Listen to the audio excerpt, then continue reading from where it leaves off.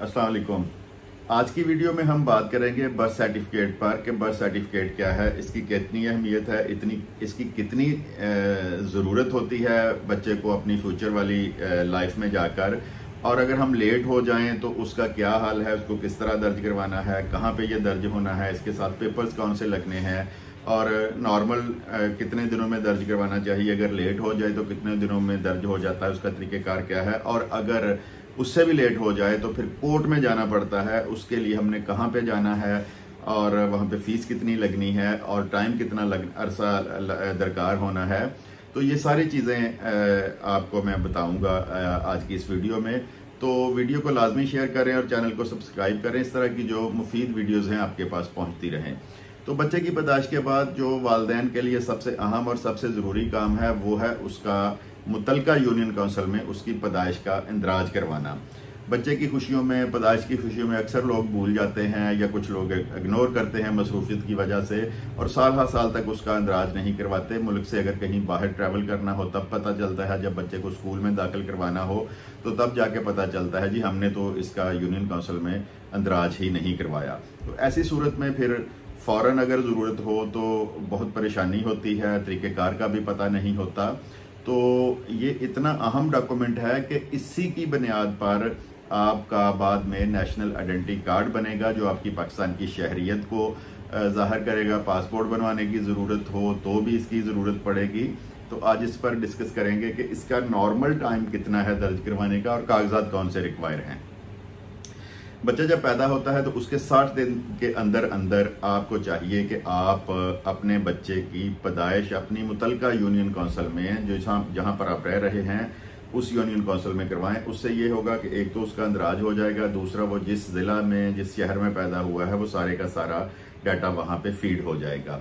उसके लिए जो चीज़ें दरकार हैं, एक तो दरकार है कि आप जो अगर हॉस्पिटल में बच्चा पैदा हुआ है तो हॉस्पिटल का जो डिस्चार्ज लेटर है या वहाँ से आप एक सर्टिफिकेट बनवा लें, उसकी ज़रूरत होगी उसके साथ। और वालिदैन, वालिद और वालदा का जो आईडी कार्ड है उसकी ज़रूरत होगी। आप यूनियन काउंसिल में जाएंगे, वो आपको एक वहाँ पे परफार्मा दे देंगे, उसको आपने फिल करना है।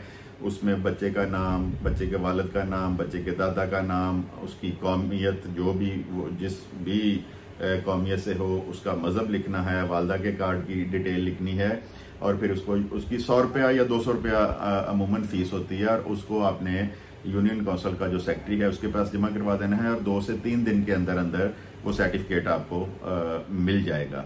अगर खुदा न खास्ता बच्चे के वालिदैन ना हो या वो ना जा सकें तो जो सरपरस्त जाएगा इसको दर्ज करवाने के लिए, फिर उसके आईडी कार्ड की कॉपी साथ लगेगी और इस तरह बच्चे का इंदराज हो जाएगा। पुराने ज़मानों में ये होता था कि गांव के जो चौकीदार थे, जो जब लोग गांव में रहते थे, मॉडरेट नहीं था ज़माना, कंप्यूटर नहीं आया था, तो वो गांव का एक चौकीदार होता था, वो जाके इंदराज करवा दिया करता था मैनुअल रजिस्टर में, और फिर वो उसी तरह ही इंदराज चलता था। और जब कभी ज़रूरत पड़ती थी तो वहाँ से पैदाइशी पर्ची लेके तो फिर शनाख्ती कार्ड वगैरह बनवा लिए जाते थे। अब ऐसा तरीक़ेकार नहीं है।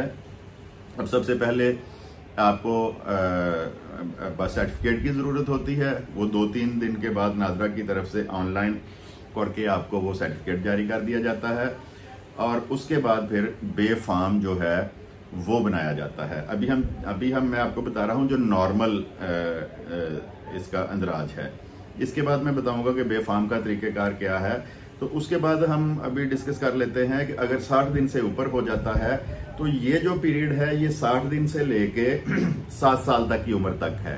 अगर 60 दिन से लेके 60 दिन से अरसा ऊपर चला जाता है तो उस सूरत में आपको 2 महीने बाद, 4 बाद, 6 बाद, 2 साल बाद, 3 साल बाद, 4 साल बाद, इवन के 7 साल तक पता चलता है। तो तरीक़ेकार फिर भी वही है। उसमें एक अजाफी जो चीज़ होनी है वो है एक बयान अलफी कि किस वजह से सैबन रह गया है, मसरूफियत की वजह से रह गया है, या जो भी वजूहात हैं वो आपने बयान अलफी में लिखनी है, एक स्टैम्प पेपर लेना है। चीज़ें वही हैं। हॉस्पिटल का सर्टिफिकेट अगर वो नहीं है तो जो बच्चों को पैदाइशी टीके लगते हैं वो कार्ड आपने साथ उसके लफ कर देना है।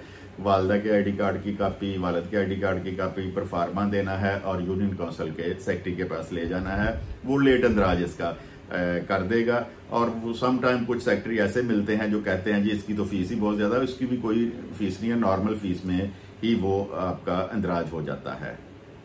अब आते हैं कि अगर 7 साल तक भी आप इंदराज नहीं करवाते तो उस सूरत में फिर आपको इलाका मजिस्ट्रेट के पास जाना पड़ेगा। वहाँ आपको दरख्वास्त देनी पड़ेगी कि मैं किसी वजह से ये इंदराज नहीं करवा सका। उस इलाका मजिस्ट्रेट को अगर बच्चे को देखकर मुतमईन हो जाए कि इसकी उम्र 7 साल है या 8 साल है, तो वो ऑर्डर करेगा कि ठीक है, ये एक जेन्युइन रीज़न थी, इस वजह से वो इंदराज नहीं करवा सका। आपने वो ऑर्डर साथ लेना है और यूनियन कौंसिल चले जाना है, बाकी चीज़ें वही लगानी है और इस तरह बच्चे का इंदराज हो जाएगा। लेकिन अगर उसको कोई शक व शुबात हो मजिस्ट्रेट को, तो वो एक मेडिकल बोर्ड भी मुकर्रर कर सकता है। बच्चे को मेडिकल बोर्ड के सामने पेश किया जाएगा कि आया जो इसकी उम्र बताई जा रही है ये इतनी उम्र है या इससे ज़ायद हो चुका है या इससे कम है। तो मेडिकल बोर्ड फिर वो अपना जो फैसला है वो मजिस्ट्रेट को देगा, अदालत को देगा और फिर अदालत अपना फैसला करेगी और आप अपने बच्चे का इंदराज करवा सकते हैं। बेफाम के बाद जो अगली ज़रूरत पड़ती है वो है बर्थ सर्टिफिकेट के बाद अगली जो ज़रूरत होगी वो होगी बेफाम की।